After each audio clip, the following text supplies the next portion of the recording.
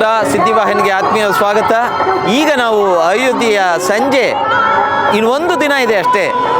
ಏನು ಚಳಿ ಇದೆ ಅಂತಂದರೆ ಕ್ಷಣ ಕ್ಷಣಕ್ಕೂ ಚಳಿ ಆಗ್ತಾ ಇದೆ. ಹಾಗೆ ಬರುವಂಥ ಜನಸಂಖ್ಯೆನೂ ಜಾಸ್ತಿ ಆಗ್ತಾ ಇದೆ.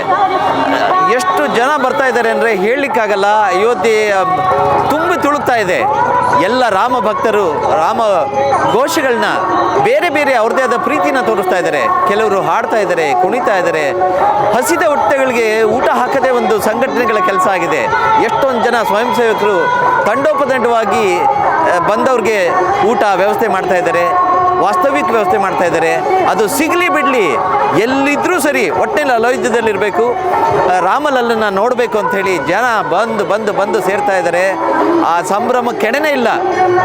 ಇದೆಲ್ಲದನ್ನು ನಿಮಗೆ ನಮ್ಮ ಸುದ್ದಿವಾಹಿನಿ ತೋರಿಸುವಂಥ ಪ್ರಯತ್ನ ಮಾಡ್ತಾ ಇದೆ. ಭಕ್ತಿ ಚಾನಲ್ ಆಗಿರೋದ್ರಿಂದ ಅಯೋಧ್ಯೆಯ ಅನೇಕ ಭಾಗಗಳನ್ನ ಸಂದರ್ಶಿಸ್ತಾ ಆ ತುಣುಕುಗಳನ್ನ ನಿಮಗೆ ತೋರಿಸುವಂಥ ಪ್ರಯತ್ನ ಮಾಡ್ತಾ ಇದೆ. ನಿಜವಾಗ್ಲೂ ನಮ್ಮ ಶ್ರಮ ಸಾರ್ಥಕ ಆಗ್ತಾ ಇದೆ ಅನಿಸ್ತಾ ಇದೆ.